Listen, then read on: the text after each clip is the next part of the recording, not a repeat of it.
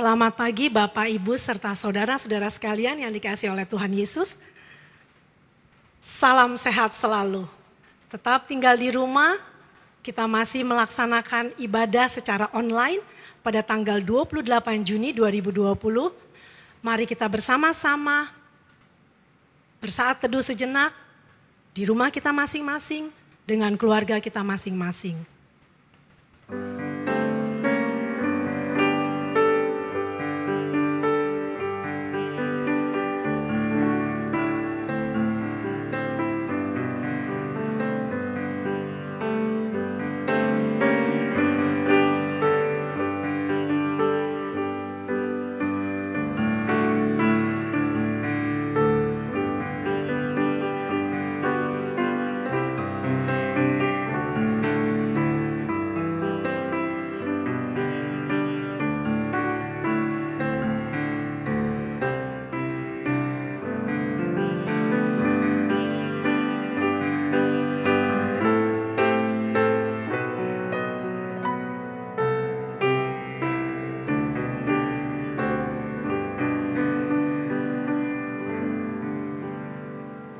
Kita akan menyanyikan satu buah pujian yang menjadi doa kita agar Tuhan menunjukkan wajahnya yang suci di baitnya yang suci.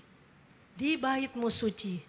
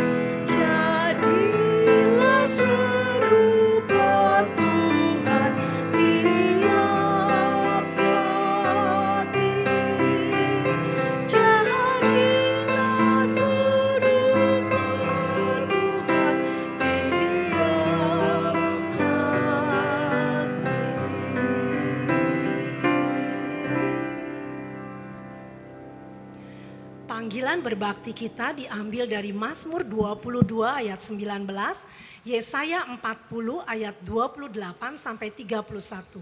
Kita akan membacakannya secara silih berganti, wanita dengan pria, dan di ayat yang terakhir kita akan membaca secara bersama-sama. Tetapi Engkau Tuhan, janganlah jauh, ya kekuatanku, segeralah menolong aku. Tidakkah kau tahu dan tidakkah kau dengar? Tuhan ialah Allah kekal yang menciptakan bumi dari ujung ke ujung. Ia tidak menjadi lelah dan tidak menjadi lesu. Tidak terduga pengertiannya. Dia memberi kekuatan kepada yang lelah dan menambah semangat kepada yang tiada berdaya. Orang-orang muda menjadi lelah dan lesu dan teruna-teruna jatuh tersandung. Tetapi orang-orang yang menanti-nantikan Tuhan mendapat kekuatan baru. Mereka seumpama Raja Wali yang naik terbang dengan kekuatan sayapnya. Mereka berlari dan tidak menjadi lesu. Mereka berjalan dan tidak menjadi lelah. Mari kita berdoa. Bapa kami yang ada di dalam surga, kami bersyukur dan berterima kasih kepadamu Tuhan. Karena di saat-saat yang maaf tidak begitu baik, kami masih bisa berada seperti saat ini. Kami bersyukur, kami berterima kasih Tuhan, karena kasih karunia Tuhan, karena berkat-berkat Tuhan, pimpinan, penyertaan, belas kasihan Tuhan kepada setiap kami. Saat ini Tuhan, kami ingin datang kepadamu. Kami mohon curahan urapan kuasa Roh-Mu yang kudus. Kami mohon Tuhan, supaya kami sungguh-sungguh bisa bertemu dengan Engkau. Kami bisa menikmati hadirat Tuhan yang akan memberi kelepasan, kelegaan, pengharapan, kekuatan. Karena hanya Engkaulah satu-satunya pengendali hidup kami. Kubu pertahanan kami, kota benteng pertahanan kami. Hanya kepadamu-lah kami berseru, hanya kepadamu-lah kami memohon semuanya.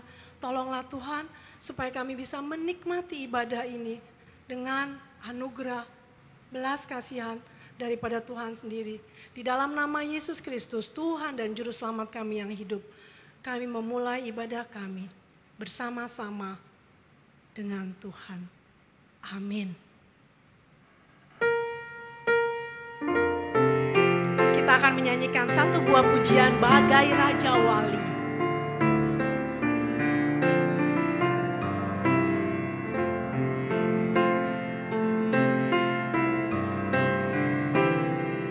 Hanya kepadanya ku kan berlari di saat ku bimbang dalam hidupku, yang aku percaya dalam hadirat-Mu ada kekuatan yang baru.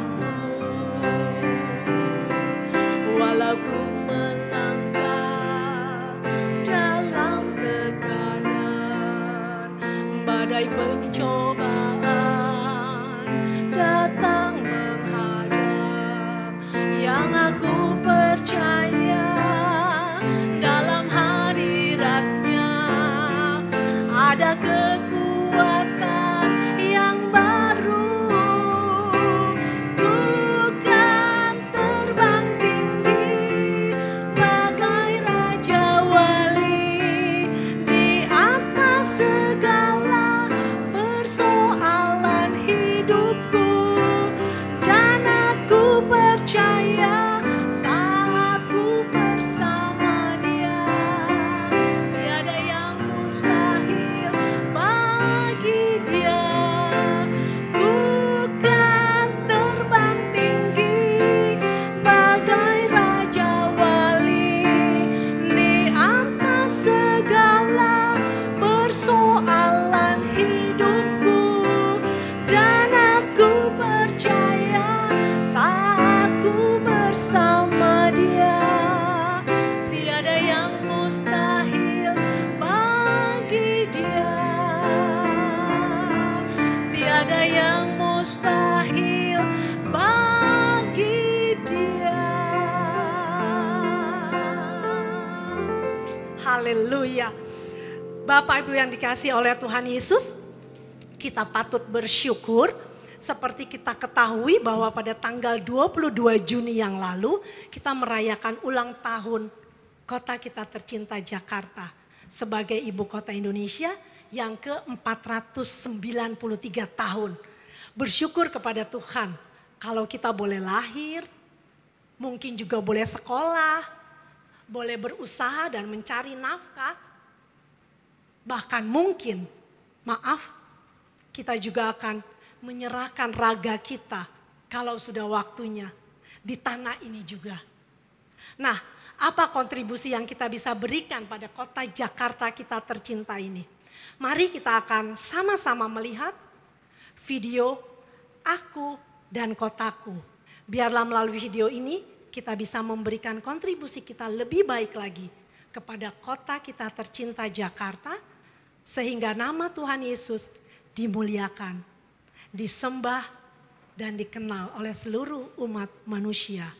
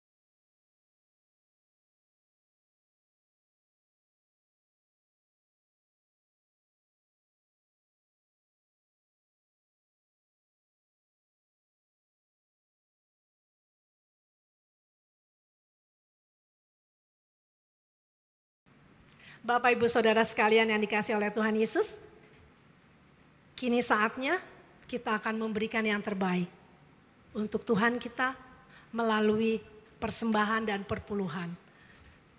Bapak Ibu boleh menyisihkan persembahan perpuluhan Bapak di kantong-kantong persembahan, di amplop persembahan.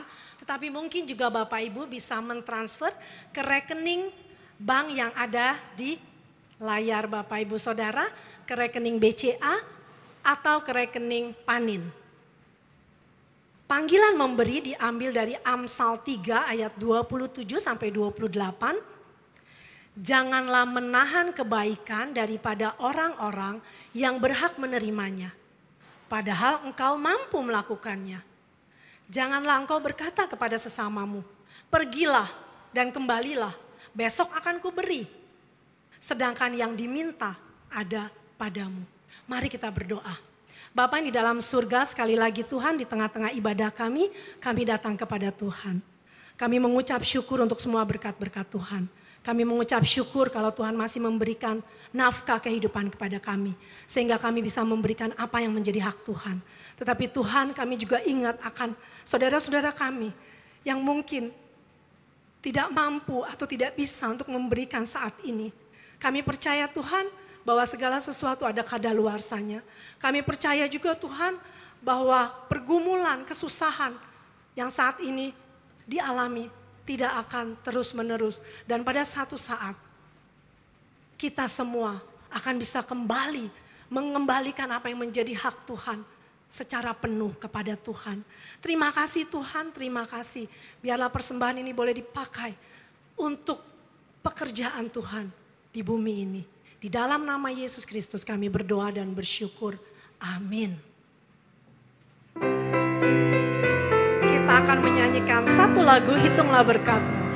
Bila laut hidupmu jadi garam, hati jadi takut dan iman goncang. Hitunglah berkat-Mu satu persatu, ingat cara Tuhan memberkatimu. Hitunglah berkat-Mu sekalian, hitunglah sehari-harian. Hitung berkat, janganlah enggan. Hitunglah berkat-Mu yang diberi Tuhan. Dalam susah dan segala cobaan, ingat tangan Allah yang menguatkan. Hitunglah berkat-Mu melampau serta sepanjang umur hidupmu di dunia. Hitunglah berkat-Mu sekalian, hitunglah sehari-harian. Hitung berkat, janganlah enggan. Hitunglah berkat-Mu yang diberi Tuhan. Terima kasih Bapak Ibu Saudara sudah menyanyi dengan baik sekali di rumah masing-masing. Kini saatnya, sesaat lagi kita akan bersama-sama mendengarkan firman Tuhan yang akan disampaikan oleh Pendeta Feby dengan judul Kasihanilah Kami. Tetapi seperti biasanya kita akan mempersiapkan hati kita. Kita akan menyanyi satu buah pujian, Ku Mau Seperti-Mu Yesus, yang akan menjadi lagu pengantar kita mempersiapkan seluruh hati, pikiran, fokus kita hanya kepada pemberitaan firman Tuhan.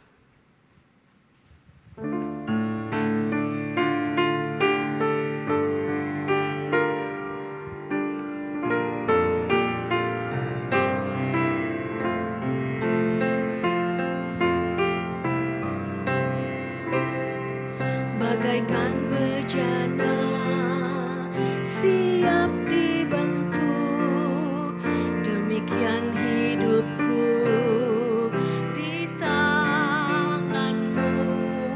Dengan urapan kuasa Roh-Mu, ku dibaharui selalu. Jadikan ku alat dalam rumah-Mu, inilah hidupku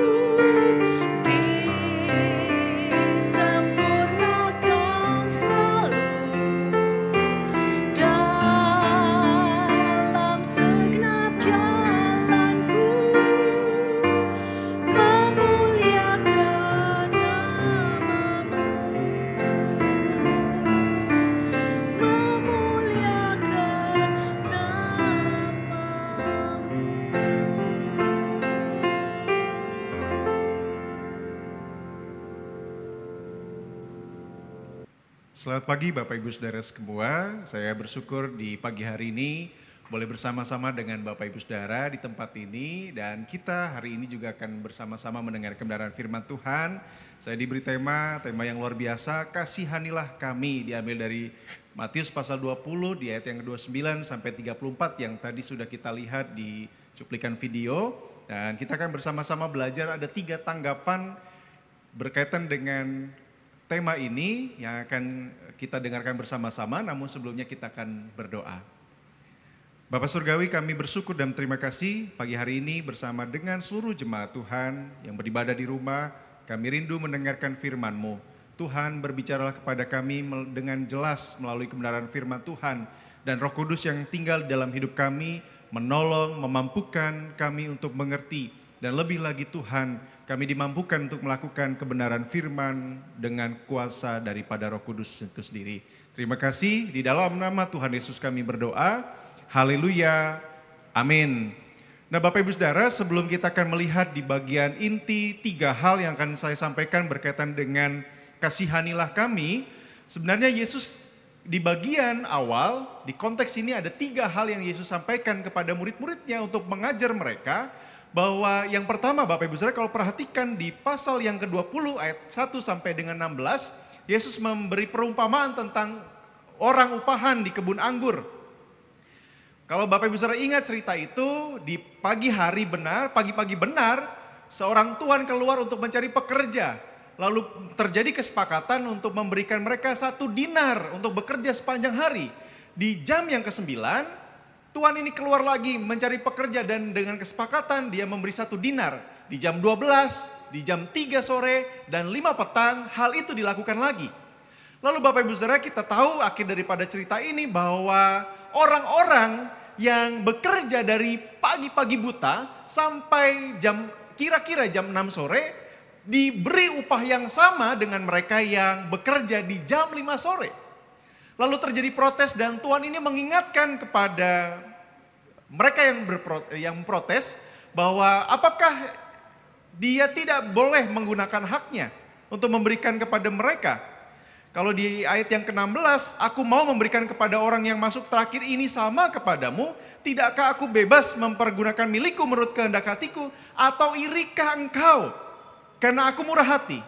Lalu selanjutnya Bapak Ibu Saudara, Yesus juga memberitahu kepada mereka, kepada murid-murid secara khusus bagaimana nanti dia diolok-olok, dia akan disesah yang diperuntukkan bagi penjahat kelas teri, bahkan dia akan disalibkan yang akan diperuntukkan bagi penjahat kelas kakap. Kalau kita memperhatikan dibandingkan dengan Yesus Barabas yang waktu itu ditukar dengan Yesus. Lalu dia akan mati. Kematian ada diperuntukkan kepada semua manusia. Tetapi Yesus juga mengingatkan dia akan dibangkitkan di hari yang ketiga. Yang membuktikan dia adalah Allah. Lalu Bapak Ibu Saudara, konteks itu terus berlanjut ketika permintaan ibu. Anak-anak Zebedeus yang meminta kedua anaknya memperoleh kedudukan di kerajaan dalam konsep yang dibangun oleh kebanyakan orang Yahudi pada waktu itu. Yaitu kerajaan yang menghancurkan penjajahan Romawi atas orang Yahudi yang sedang mereka alami. Meski Yesus mengingatkan meski mereka akan menerima cawan yang sama, tetapi ibu ini tidak tahu apa yang sebenarnya ia minta. Karena menyoal kedudukan hanya Bapa yang berhak memberikannya. Lalu Bapak Ibu Saudara, cerita itu juga berlanjut ke 10 muridnya yang lain marah terhadap anak-anak Zebedeus ini. Karena juga mereka mempunyai hak, merasa memiliki hak yang sama. Lalu Yesus menegaskan siapa ingin menjadi besar, ia harus menjadi pelayan. Sama seperti Yesus yang datang bukan untuk dilayani, melainkan untuk melayani, bahkan menyerahkan nyawanya bagi tebusan banyak orang. Dari 3 pernyataan di kebun anggur, dan Yesus menyatakan bagaimana dia akan disesah, disalibkan, dan mati, dibangkitkan hari ketiga. Lalu Bapak Ibu Saudara, bagaimana Yesus memberitahu mereka, bagaimana mereka harusnya melayani. Sama seperti Yesus yang datang untuk melayani, bukan dilayani. Seharusnya Bapak Ibu Saudara, pernyataan ini menolong murid-murid untuk memahami apa tujuan dan maksud Yesus datang ke dalam dunia, meninggalkan surga. Yaitu untuk melayani dan menyatakan kasihnya kepada semua orang. Dan Bapak Ibu Saudara, kalau kita melihat keseluruhan Alkitab, kita bisa menyaksikan bahwa ada banyak orang-orang yang paham, hebat dalam hal teori, tetapi mereka gagal dalam praktek. Nah, kita akan melihat bagian ini. Kalau Bapak Ibu Saudara melihat yang bagian pertama di ayat yang ke-30, dari ayat yang 29, dan ketika Yesus dan murid-muridnya keluar dari Yeriko, orang banyak berbondong-bondong mengikuti dia. Perhatikan ayat 30, ada 2 orang buta yang duduk di pinggir jalan mendengar bahwa Yesus lewat. Lalu mereka berseru, Tuhan, Anak Daud, kasihanilah kami. Yang pertama Bapak Ibu Saudara, kita akan melihat tanggapan para pengemis buta ini. Ketika Markus memang menyebut Bapak Ibu Saudara, nama salah satunya adalah Bartimius, anak Timius. Lukas 18 menyebut hanya 1 orang tanpa nama. Tetapi kalau kita perhatikan di ayat ini, mendengar Yesus lewat. Artinya Bapak Ibu Saudara, para pengemis ini sudah mendengar tentang desas-desus siapa itu Yesus. Meskipun mereka tidak melihat, karena pada waktu itu Yesus terkenal, ada banyak orang berbondong-bondong mengikuti dia. Nah, kalau kita perhatikan frasa mereka berseru, Tuhan, Anak Daud, kasihanilah kami. Ada kata Tuhan di situ. Artinya Bapak Ibu Saudara, di saat yang lain mengakui Yesus sebagai rabi saja, sebagai nabi saja, sebagai Mesias dalam kacamata yang mereka yang buram, yaitu Mesias yang mereka pikir adalah orang pribadi yang diutus oleh Allah untuk menyelamatkan mereka dari penjajahan Romawi. Artinya Bapak Ibu Saudara, kedua orang buta ini mengaku Yesus sebagai Tuhan, Mesias yang akan datang menyelamatkan umat manusia. Artinya Bapak Ibu Saudara, fakta kebutaan mata mereka secara jasmani tidak menutup kemungkinan kecelikan mereka secara rohani. Artinya mata rohani mereka tidak buta. Bandingkan dengan banyak orang yang buta secara rohani. Artinya mereka tidak buta secara jasmani, tetapi mereka tidak percaya. Seperti ahli-ahli Taurat dan orang-orang Farisi pada umumnya pada waktu itu. Kalau kita Bapak Ibu Saudara memperhatikan, Yesus makanya berbicara, menjelaskan kepada murid-muridnya, berbahagialah mereka yang tidak melihat namun percaya. Kalau kita perhatikan frasa itu, mereka mendengar. Artinya sebenarnya mereka belum pernah mengalami perjumpaan sebelumnya dengan Yesus. Mereka baru mendengar desas-desus tentang Yesus. Bagaimana Yesus memulihkan, bagaimana Yesus membuat mukjizat. Mereka belum mengalami, tetapi mereka berkata, Tuhan, Anak Daud, kasihanilah kami. Dan ini frasa yang cukup menarik Bapak Ibu Saudara, kata kasihanilah kami. Artinya mereka tahu kepada siapa belas kasihan mereka tujukan. Kepada siapa mereka meminta mereka untuk dikasihani. Kalau Bapak Ibu Saudara, ini kalau kita boleh jujur, ini adalah sebuah erangan yang timbul dari hati yang paling dalam. Sebuah kejujuran selama bertahun-tahun mereka tanpa harapan. Kalau saya bertanya, apakah Bapak Ibu Saudara pernah membayangkan, ini minta maaf ya, kalau di antara kita ada yang saudara atau siapapun juga yang kita kenal yang tidak bisa melihat. Tetapi Bapak Ibu Saudara, pernahkah kita membayangkan kita mengalami kebutaan? Atau mungkin buta warna? Nah, saya akan menunjukkan sebuah klip video yang cukup menggetarkan hati ketika saya menontonnya. Memang video ini banyak tersebar, bahkan juga orang-orang yang mengalami banyak. Ada seorang bapak yang mengalami kebutaan warna. Lalu baru pertama kali dia bisa melihat warna. Mari kita saksikan.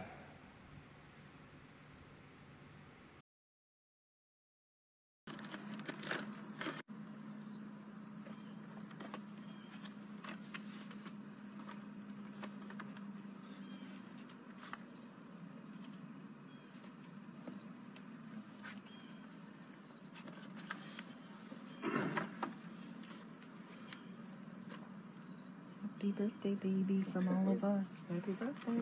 What is this? Put them on. Put them on. The sunglasses.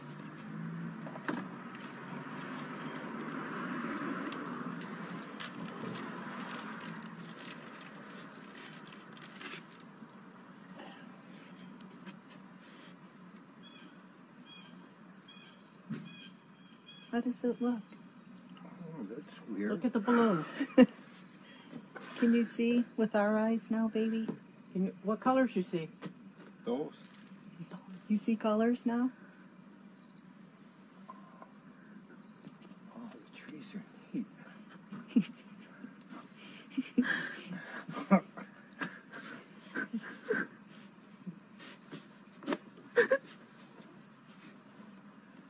Now you have rose-colored glasses, baby. Before.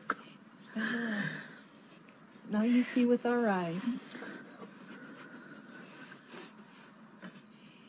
Do you like the balloons?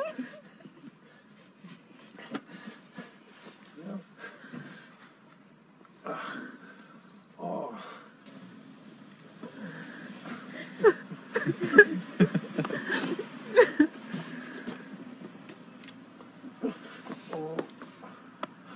Who did that? All of us. I've been wanting to do it for years, but Paula did it. That looks so weird. I bet it does. But I haven't seen it forever. The trees look so... They don't even look real. Seriously, they look 3D. That one's changing colors up there. Oh, yeah, orange. You can see that. Oh, man. Dorothy. It is like the Nah Bapak Ibu Saudara, kalau kita melihat tayangan itu ada momentum yang emosional keluar. Bagaimana seorang yang tadinya tidak bisa melihat warna. Saya percaya Bapak Ibu Saudara kita bisa melihat apa warna jas saya, dasi saya, mungkin kemeja saya. Atau ada warna-warna lain yang di layar Bapak Ibu Saudara. Tetapi ketika dia betapa luar biasanya bersuka cita, dengan haru mengucapkan terima kasih, keluarganya memberikan kacamata yang pada akhirnya membuat dia bisa melihat warna. Nah Bapak Ibu Saudara, kembali kepada dua orang ini lewat kepercayaan kepada Yesus. Mereka bukan orang yang pantang menyerah. Kalau kita perhatikan di ayat yang selanjutnya, bahwa ada banyak orang menegur dia. Tetapi ayat kita berkata Bapak Ibu Saudara, semakin mereka ditahan, disuruh diam, semakin mereka keras berseru. Katanya, Tuhan, anak Daud, kasihanilah kami. Bapak Ibu Saudara, semakin mereka keras dilarang, semakin mereka keras berseru. Rasa tidak pantas, tidak menghalangi mereka untuk berharap kepada Yesus.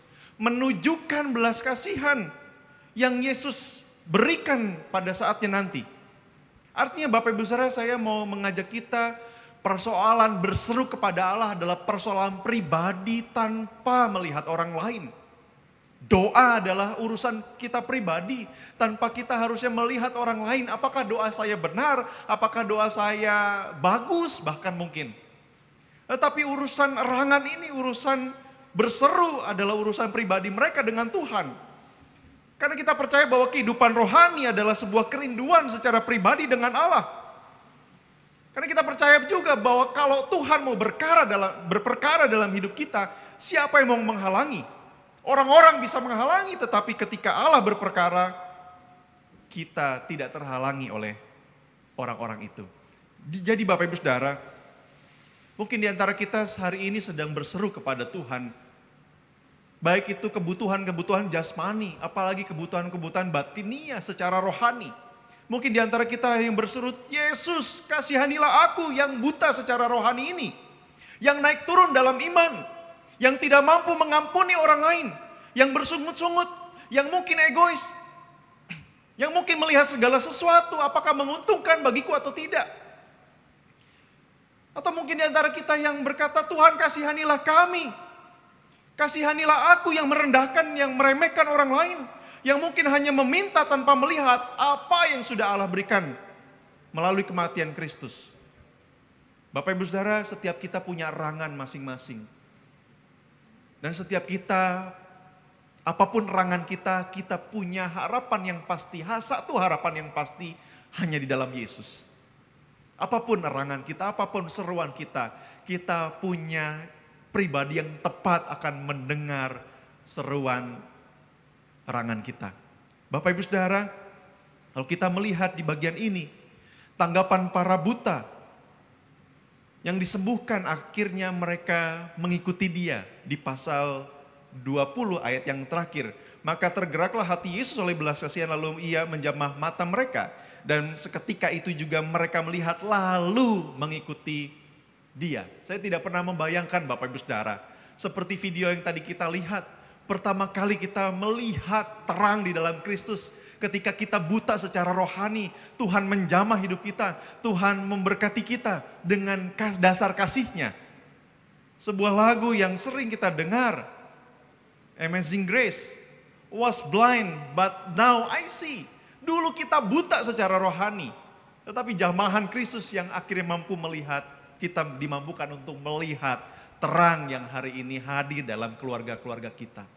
Bapak Ibu Saudara, itu tanggapan pertama dari para buta yang miskin, yang hidupnya mengemis.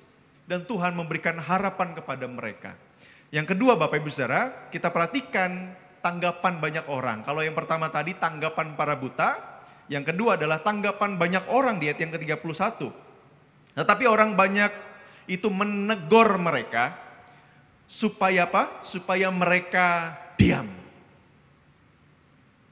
Lihat Bapak Ibu Saudara, ketika ada banyak orang berseru, orang-orang ini berseru tetapi tanggapan mereka menunjukkan ketidakpedulian mereka kepada para pengemis, para buta, orang-orang yang tidak terpandang sama sekali. Kalau kita cek Bapak Ibu Saudara, di kota besar di Indonesia, setidaknya terdapat 77.500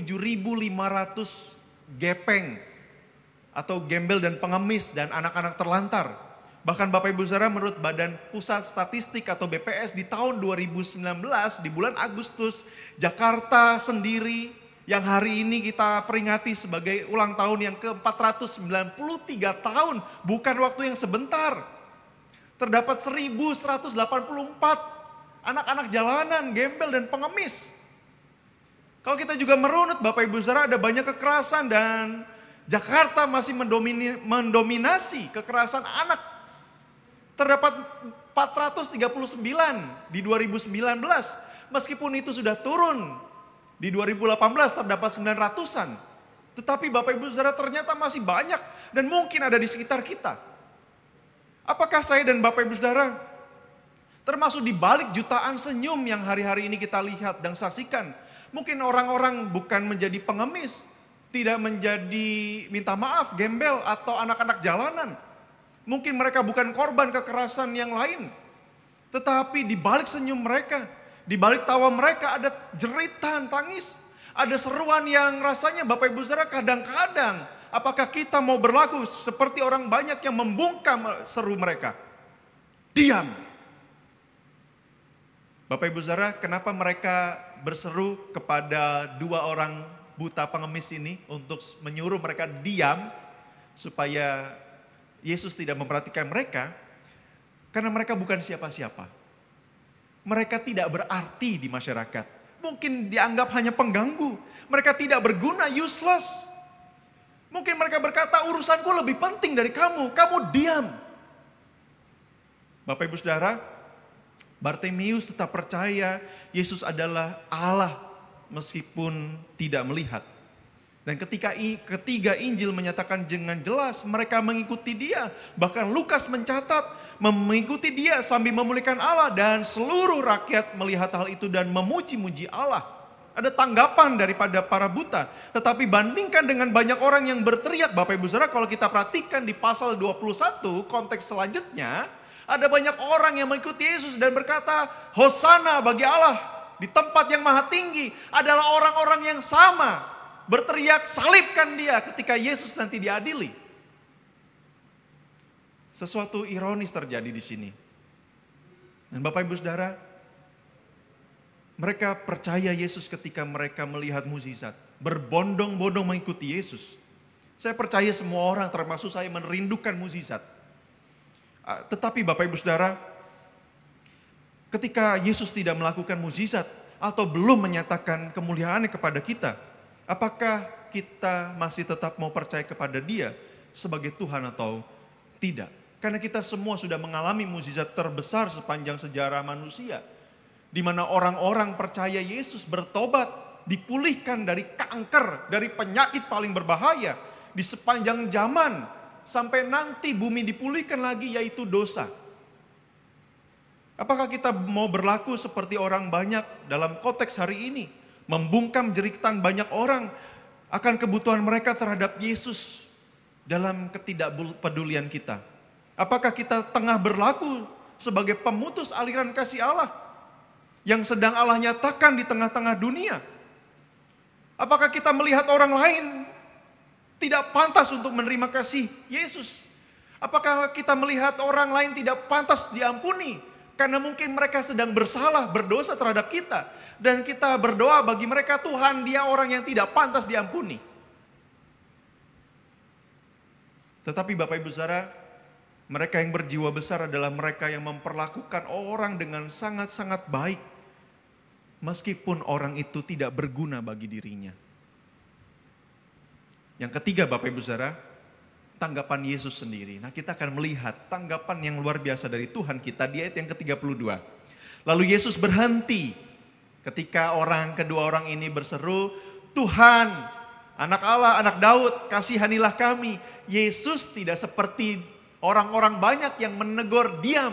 Tetapi perhatikan, Yesus berhenti memanggil mereka.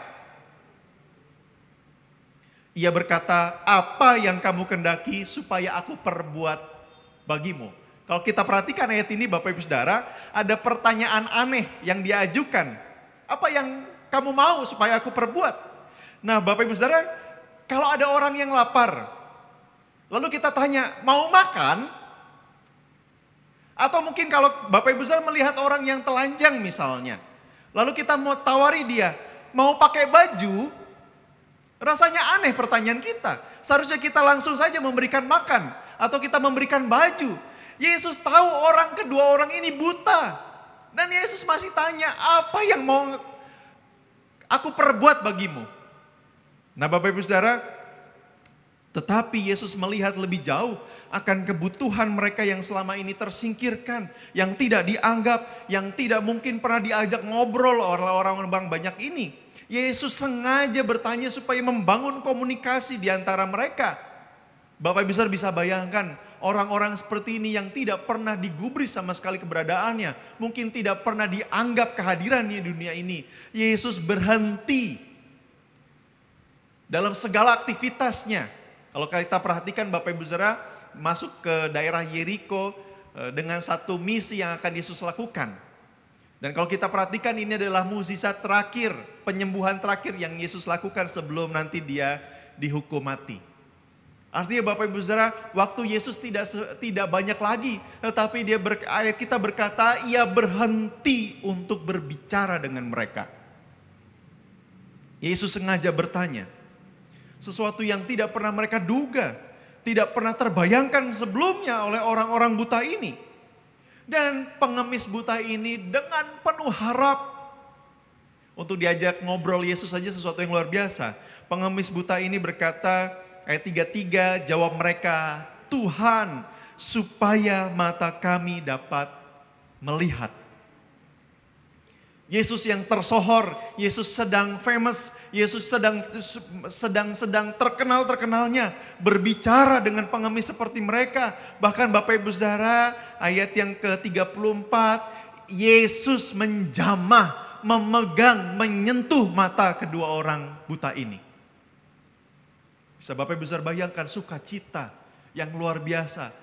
Ada sentuhan, bukan saja sentuhan semangat, tetapi sentuhan yang didasarkan kasih yang sebentar lagi akan memulihkan, mengubah kehidupan kedua orang ini.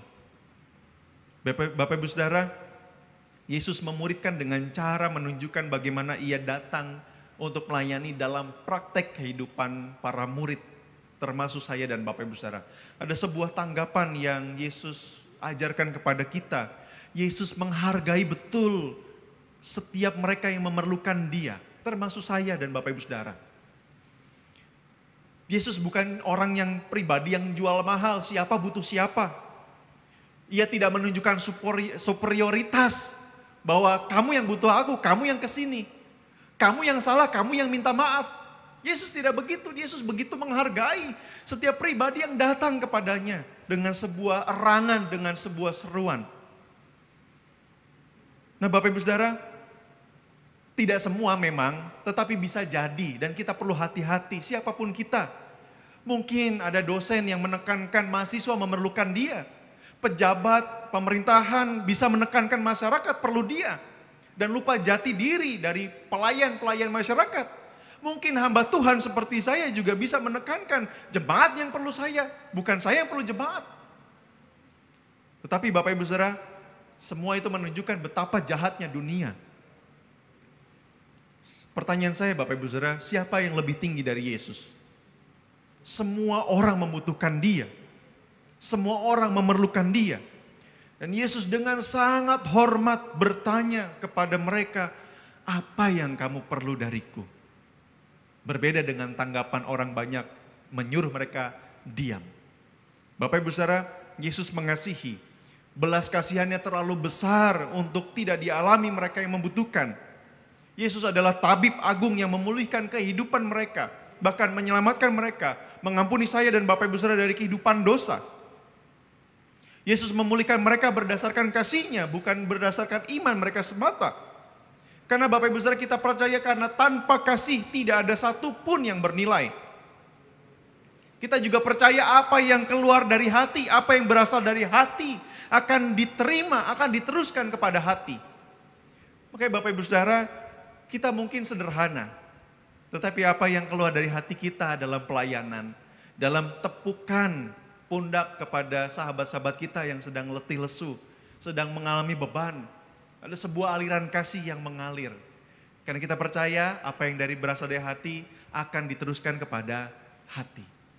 Nah Bapak Ibu Saudara, kalau Bapak Ibu Saudara perhatikan ada sebuah tayangan Master Chef Indonesia misalnya.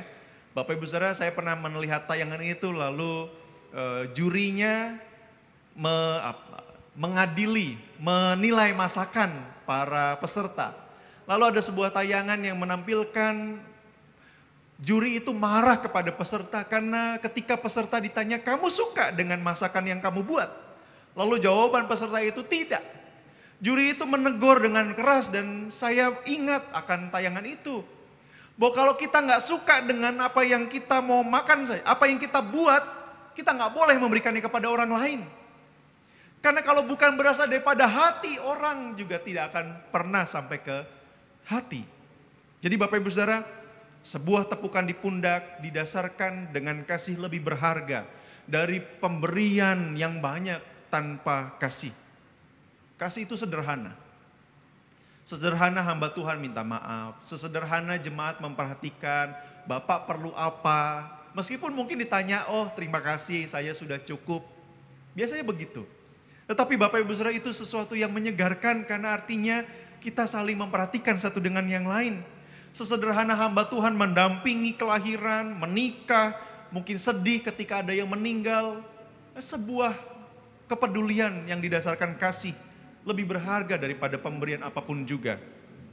Kasih itu juga bukan saja memulihkan.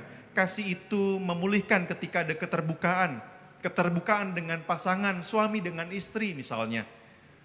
Mungkin ada yang bertanya, Pak, boro-boro pendeta. Pendeta gak tahu istri saya. Itu kalau dia dicolek, wah itu udah wah gitu ya. Itu pendeta kalau istri saya ditegur, wah itu kalau sinetron itu gak berani iklan. Terus aja, karena dia takut. Wah pendeta gak tahu suami saya. Suami saya tuh kalau marah, air keran ngalir aja udah gak berhenti. Langsung berhenti. Keran dinyalain langsung berhenti tuh. Kalau suami saya lagi marah. Pendeta gak tahu keluarga saya. Tetapi Bapak Ibu Saudara, mari kita lihat. Perhatikan tanggapan Yesus kepada dua orang yang memerlukan dia. Mungkin hari ini kesempatan buat saya dan Bapak Ibu Saudara karena kita sudah mungkin 3 bulan lebih di rumah. Coba tanya kepada istri saudara, Ma, aku suami yang kayak gimana sih di mata mama? Itu baru ditanya gitu, udah deh. Paling dijawab sama istrinya, apaan sih gitu ya. Tapi Bapak Ibu Saudara perhatikan ada perubahan-perubahan yang akan kita saksikan. Istri juga bisa tanya kepada suaminya, "Pak, aku istri yang kayak gimana sih di matamu?" Meskipun secuek-cueknya suami, dia pasti mikir. Dan terjadi pemulihan Bapak Ibu Saudara. Mungkin ada kekurangan, ada kelebihan, ada ucapan terima kasih. Dan kita tahu ya, ada 3 kata ajaib dalam rumah tangga. Bahkan berlaku di seluruh dunia. Dari saya belum lahir, bahkan nanti saya dipanggil Tuhan. 3 kata ini berlaku di mana-mana. Dan menjadi cara untuk memulihkan hubungan. Terima kasih, minta maaf, dan tolong. Kalau Bapak Ibu Saudara mempraktekkan ini dalam kehidupan, didasarkan dengan kasih, sama seperti Yesus yang sudah mengasihi saya dan Bapak Ibu Saudara. Jadi Bapak Ibu Saudara, mari kita lihat bagian ini bersama-sama. Ada 3 tanggapan. Tanggapan orang buta, tanggapan orang banyak, dan tanggapan Yesus sendiri yang penuh dengan kasih. Dan saya percaya Bapak Ibu Saudara, ketika mungkin kita belajar dari tanggapan orang buta ini, jika selama ini saudara dan saya telah pergi ke gereja tetapi belum mengalami kasih Allah yang sejati, berserulah hari ini kepadanya. Biarkan dia menguasai hidup saudara, mengalami kasih-Nya, dan lihat apa yang terjadi dalam kehidupan kita kalau kita di posisi orang yang buta secara rohani. Kalau kita mungkin hari ini menjalani hidup seperti orang-orang yang banyak ini, yang menyuruh mereka diam. Jadilah seperti Kristus yang memberi jawaban, bukan sentakan. Minimal kalau kita belum bisa jadi berkat, setidaknya kita tidak menjadi batu sandungan. Dan yang ketiga Bapak Ibu Saudara, tanggapan Yesus. Apa yang kita rasakan melihat orang lain yang sedang menderita sekitar kita? Apakah hati kita digerakkan oleh belas kasihan ilahi? Atau mungkin kita menolong orang sekedar kewajiban, karena saya orang Kristen. Saya harus menolong orang. Karena saya orang Kristen, saya harus beribadah. Karena saya orang Kristen, saya harus baca Alkitab. Karena saya pendeta, ya saya khotbah. Segala sesuatu yang tidak didasarkan kasih tidak pernah bernilai kekal. Bapak Ibu Saudara, sebagai penutup, dalam buku Sekolah Minggu Kelas Dewasa Triwulan yang kedua tahun 2019, Iswara Rintis mengutip Mel Trotter berkata begini, "Satu-satunya cara Anda dapat membawa manusia kepada Kristus adalah dengan kasih." Sama seperti kota Jakarta yang berarti kota kemenangan, mari kita menjadi gereja yang berkemenangan. Selamat ulang tahun Jakarta, Tuhan memberkati kita semua. Saya rindu untuk Bapak Ibu Saudara, kita tundukkan kepala dan kita berdoa. Saya merindu menantang Bapak Ibu Saudara. Di antara kita mengalami kebutaan secara rohani. Ada kebutuhan-kebutuhan yang perlu kita serukan kepada Tuhan. Mari kita serahkan hari ini kepada Tuhan. Bergandengan tangan bersama dengan keluarga di rumah. Sungguh-sungguh meminta belas kasihan Tuhan, dan kita percaya seperti tanggapan Yesus. Dia begitu hormat kepada mereka yang meminta kepadanya. Karena kita tahu tujuan kita pasti bukan yang lain, bukan manusia, bukan diri sendiri, bukan keadaan yang sulit yang sedang kita hadapi bersama-sama. Tetapi harapan kita adalah harapan yang penuh kepastian dalam Kristus Tuhan. Amin. Bapa Surgawi, kami mengucap syukur buat kebenaran firman Tuhan, menolong kami sekalian. Sehingga apa yang kami dengar, apa yang kami rindukan, yang kami serukan di dalam doa kami kepada Tuhan, boleh terjadi. Tuhan menilik hati kami. Tuhan melihat kerinduan hati kami. Di tengah-tengah dunia yang sedang bergejolak hebat, kami merindukan belas kasihan-Mu untuk dunia. Tuhan, kami merindukan belas kasihan-Mu untuk Indonesia. Tuhan, kami mengucap syukur tetapi juga memerlukan belas kasihan-Mu untuk kota kami Jakarta. Di mana kami berkarya, kami hidup, kami rindu mengasihi orang-orang yang ada di sekitar kami dengan kasih yang sudah kami terima daripada Tuhan Yesus. Jadikan kami berkat, jadikan kami orang-orang yang berkemenangan dalam Kristus, hingga pada akhirnya kami mengikut Engkau selama-lamanya. Dalam nama Yesus kami berdoa, amin. Kita akan pujikan sebuah pujian, Ku Mau Seperti-Mu Yesus.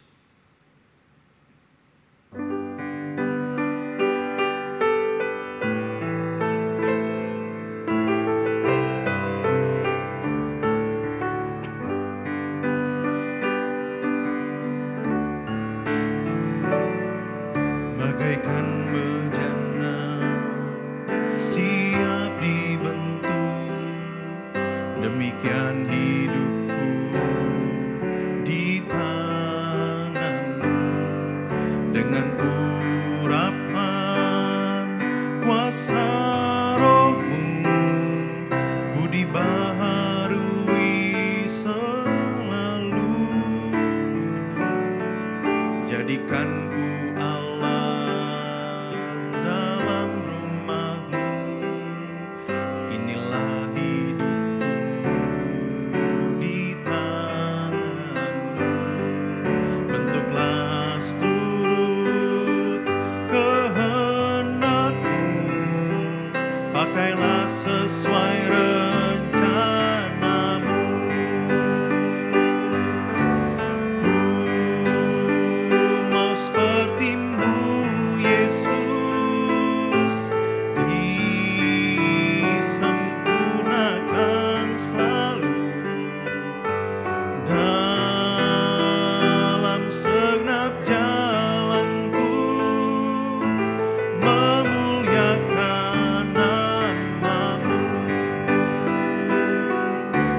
Ku mau seperti-Mu Yesus, disempurnakan selalu dalam segenap jalanku, memuliakan nama-Mu, memuliakan nama-Mu, memuliakan nama-Mu. Amin. Saya serahkan kepada Pendeta Maurid untuk menutup kita di dalam doa penutup.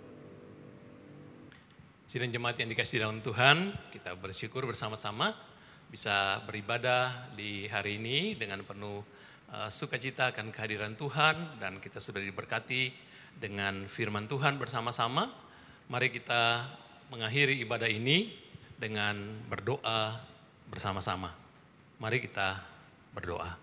Bapa di dalam surga, kami bersyukur kepadamu oleh karena Engkau sudah menyatakan kesetiaan Tuhan dalam hidup kami ya Bapa. Dari hari ke hari Engkau pimpin kami, Engkau sertai, bahkan Engkau berkati dan memelihara kami secara pribadi, keluarga, dan sebagai gereja Tuhan. Kami bersyukur atas ibadah yang bisa kami jalani bersama-sama dan nikmati bersama-sama hari ini, walaupun kami juga masih beribadah secara online, beribadah secara terpisah di rumah kami masing-masing dengan keluarga. Kami berdoa supaya firman Tuhan yang sudah kami dengar hari ini, kami terus dikuatkan dengan penyataan-penyataan firman-Mu, dan kami terus mengerti kehendak-Mu dalam hidup kami bahwa Engkau Allah yang tetap setia mengasihi kami. Terhadap segala kebutuhan dan keperluan kami akan Engkau. Engkau Allah yang terus setia hadir dan memberikan kepada kami belas kasihan dan anugerah-Mu. Terima kasih Tuhan, kami berdoa supaya kami dapat terus menjalani hari-hari hidup kami di tengah situasi yang masih diliputi dengan adanya pandemi COVID-19. Berikan kami hikmat terus Tuhan, supaya kami dapat menyesuaikan diri kami dengan menjaga kesehatan kami, mengikuti protokol kesehatan di tengah-tengah wabah COVID-19 ini, dan terus menikmati kasih dan pemeliharaan Tuhan. Berkati setiap anak-anak-Mu yang sudah mulai bekerja ketika harus ada di kantor, biarlah Tuhan juga menyatakan penyertaan dan pemeliharaan Tuhan. Memberkati tiap keluarga dan rumah tangga untuk terus hidup dalam kehangatan dan kasih Tuhan, dan hidup dalam berkat-berkat yang terus tercukupkan dalam kebutuhan dan memenuhkan kebutuhan mereka hari demi hari. Kami terus berdoa bagi pemerintah dengan segala upaya yang sedang dilakukan untuk menurunkan tingkat penularan COVID ini, bahkan menghalaukannya. Biarlah semua kebijakan yang dilakukan mendapat respon yang baik dari seluruh masyarakat Indonesia. Upaya-upaya yang secara seksama dilakukan untuk pemulihan ekonomi negara kami juga berdoa, biarlah Tuhan menolong. Kami berdoa bagi tenaga-tenaga kesehatan, para dokter, perawat, dan semua tenaga pendukung medis lainnya di rumah-rumah sakit yang merawat pasien-pasien COVID-19 ini. Biarlah Tuhan terus memproteksi mereka dan menolong mereka. Kami juga bersyukur Tuhan karena anak-anak kami dari TK sudah menyelesaikan pendidikan di TKB dan mereka akan siap setelah melewati masa libur akan memasuki etape baru dalam masa sekolah mereka di SD. Demikian juga anak-anak kami di SD yang sudah dinyatakan lulus dan akan masuk ke SMP. Anak-anak kami yang sudah lulus dari SMP akan masuk ke SMA dan yang sudah tamat SMA akan ke perguruan tinggi. Tuhan kami tahu bahwa di dalam keadaan seperti ini keluarga-keluarga membutuhkan biaya tambahan untuk studi anak-anak mereka. Karena itu kiranya kasih Tuhan akan terus memberkati juga setiap anggota jemaat. Yang anak-anaknya akan melanjutkan studi, Tuhan buka pintu-pintu berkat supaya segala kebutuhan dan keperluan boleh tercukupkan. Terima kasih Tuhan untuk ibadah hari ini dan untuk semua kasih karunia Tuhan yang sudah dinyatakan melalui seluruh rangkaian acara ibadah dan juga atas firman Tuhan yang sudah kami dengar. Kami mengakhiri ibadah ini dan mohon berkat-Mu atas kami. Kiranya kasih karunia dari Allah Bapa, anugerah di dalam Tuhan Yesus Kristus yang penuh belas kasihan atas kami, dan oleh persekutuan dengan Roh yang Kudus, Roh penghibur yang setia, Roh penolong yang telah dimeteraikan dalam kehidupan kami setiap orang yang percaya kepada Yesus Kristus sebagai Tuhan dan Juru Selamat. Kiranya terus menopang kami dan menjadikan kami alat berkat-Mu. Di dalam nama Yesus kami berdoa. Amin. Kita mengakhiri seluruh rangkaian acara ibadah ini dengan menyanyikan pujian Tuhan memberkati-Mu.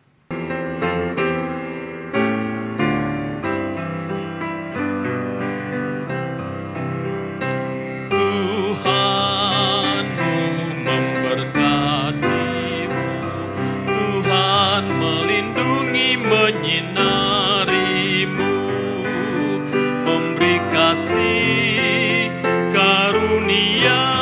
Tuhan menyinarimu dengan wajah-Nya, memberi kasih karunia, karunia damai sejahtera diberi